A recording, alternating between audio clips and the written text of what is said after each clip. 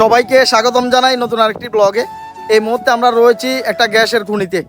এই গ্যাসের খনিটা বন্ধ হয়ে গেছে কেন আমরা আপনাদেরকে দেখাবো। আসলে এখানে কোটি টাকার সম্পত্তি রয়েছে।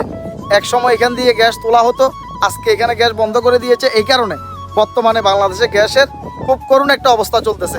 তো পাশে এখানে রয়েছে, দেখতে পাচ্ছেন, এখানে সাব্বির ভাই আছে, এখানে মাসুদ আছে, এখানে রাশেদ রয়েছে। আমরা এক এক করে আপনাদেরকে দেখাবো। ওই পাশে যদি আমরা দেখাইতে যে রাশেদ, এখানে কি পরিমাণ পাইপ আছে?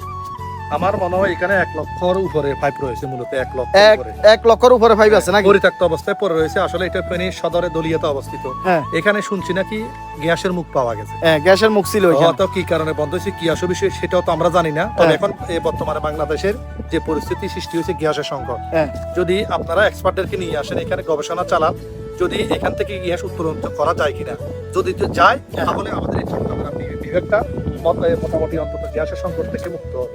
আচ্ছা, তো যাই হোক, আসলে আমরা এই জায়গার ভিতরে আসছি। এখন সাব্বির ভাইয়ের কাছ থেকে আমরা জানতে চাইবো, আমরা যে গ্যাসের খনিতে আসছিলাম, কি মনে হচ্ছে?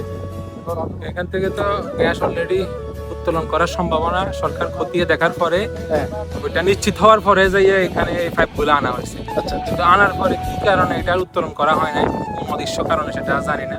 তবে এলাকাবাসীর অনেক ইচ্ছা ছিল যে হয়তো এখান থেকে গ্যাস উঠবে, এই এলাকার আশপাশে যারা বাসিন্দা আছে তারাও গ্যাসের নতুন সংযোগ নিবে। কিন্তু অনির্দিষ্ট কারণে এটা বন্ধ হয়ে গেছে। দেখেন আজকে সরকারের কোটি কোটি প্রজেক্ট এভাবে এই যে পাইপগুলো নষ্ট হয়ে গেছে। লক্ষ টাকার পাইপ, এগুলো এখানে প্রায় লক্ষ টাকার পাইপ আছে। এখানে দেখেন, এগুলা লক্ষ টাকার পাইপ কিন্তু এখানে নষ্ট হয়ে রয়েছে। এগুলার উপরে যে দেখা যাইতেছে, একটা জিনিস আমরা দেখাই, উপরে যে দেখা যাইতেছে না ভাই, এই পরিমাণ একেবারে কতটুকু নিচে পর্যন্ত দেখেন। আমরা যদি একদম নিচে পর্যন্ত যাই তাহলে আমরা একদম নিচে আসছি না, আমরা নিচে আরো আছে, আরো 2 লেয়ার। আমরা এখন ফাইভের উপর দাঁড়াই আছি।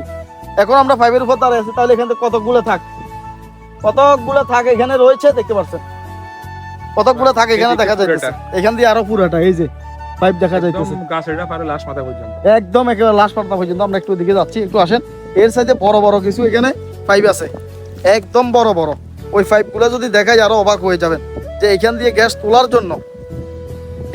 জন্য এখানে কোটি টাকার সম্পত্তি কিন্তু নিয়ে আসছিল নাকি? এই যে পাইপগুলো কোটি কোটি টাকার সম্পত্তি নিয়ে আসছিল ভাই। আজকে এটার অবস্থা, হ্যাঁ, কারেং দিয়ে সাজাইছে। এটা কিন্তু সরকারি জায়গাও না, আরেকজনের মালিকানা জায়গার ভিতরে এই পাইপগুলাই আইনা রাখা দিছে। এই যে আমরা স্পষ্টভাবে এদিকে দেখাচ্ছি, এই যে দেখা যাইতেছে পাইপগুলা। যদি এই পাশটা যদি দেখাই, এই যে দেখা যাইতেছে অনেক বিশাল একটা জায়গা জোটে এখানে। এই গ্যাসের পাইপগুলো এখানে আছে, দেখতে পারতেছেন। আসেন ভাই, এদিকে রোদ, বেশি রোদ পড়তেছে, ওইদিকে আরো অনেকগুলো আছে, অনেক বিশাল বিশাল পাইপ আছে। ওইগুলো একেবারে বনে জঙ্গলে হয়ে রয়েছে, একদম বন জঙ্গল হয়ে রয়েছে। বড় বড় যে পাইপগুলো আছে নাকি, ওইগুলা এদিকে অনেকগুলো আছে।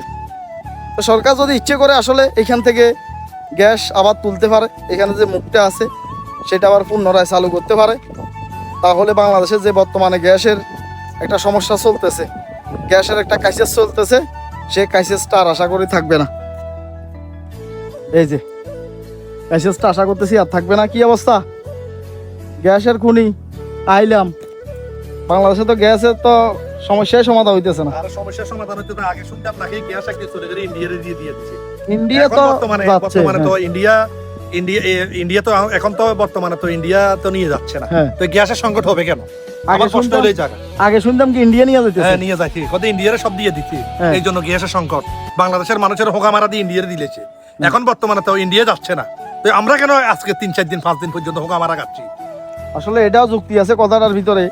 ইন্ডিয়ারে যদি এখন যদি না দে, ইন্ডিয়াতে যদি গ্যাস যদি এখন যদি না যায়, তাহলে আমরা কেন পাচ্ছি না? আমরা আনছিলাম, এটা একটা কেক আনছিলাম, রাশেদে আর মাসুদে খাই এলাইছে, আমার আর সাব্বির বাইরে দেয় নাই। খুবই কষ্ট লাগতেছে। দেখাই ভাই, একটা ব্লগ বানাইতে আসছি, ঠিক আছে, একটা সমস্যা তুলি ধরার জন্য, ঠিক আছে। এখানেও বলছে না বৈষম্য হওয়ার লাগে ভাই, এইখানে বৈষম্য হওয়ার লাগে কইছে। সাব্বির মামার খাইলে আমি বলি না, ইয়ে তো একলা খাওয়া সম্ভব না ভাই, ক্ষুধা লাগলে বাগারও ডরে না। এখানে বৈষম্য হয়েছে, কেক একলা খাওয়া এলিছে, দুপুর বাজে এখন 2টা 2:30, আমরাও তো খাইতে হয় নাকি? হ্যাঁ, এখানে ওই যে এই পাশেও ফাইভ আছে না, এই পাশেও ফাইভ আছে, এখানে দেখা যাইতেছে, এই পাশে ফাইভ দেখা যাইতেছে, এখানে দেখতে পাচ্ছেন, এখানেও ফাইভ আছে, দেখা যায় গ্যাসের খনিতে এখানে দেখা যাইতেছে, এখানেও ফাইভ আছে। তার মানে ফাইভের এখানে শেষ নাই, অনেক ফাইভ আছে এখানে। এই যে অনেকগুলো ফাইভ আছে, এখানেও পাইপ দেখা যাইতেছে। কংক্রিট নিয়ে এসেছে। কংক্রিট আনি রাখছে কিন্তু কাজ তো হয় না ভাই। কংক্রিট আনা রাখছে, কাজ হয় নাই। পাইপ এনে রাখছে, পাইপ আনছে, কংক্রিট আনছে, কাজ হয় নাই। দেখতে পাচ্ছেন বিশাল একটা জায়গা জোরে, এখানে শত শত পাইপ দেখা যাইতেছে, অসাধারণ লাগতেছে। তো যাই হোক, সবাই ভিডিওটা কেমন লাগছে অবশ্যই শেয়ার করে দিন। আল্লাহ হাফেজ, আসসালামু আলাইকুম।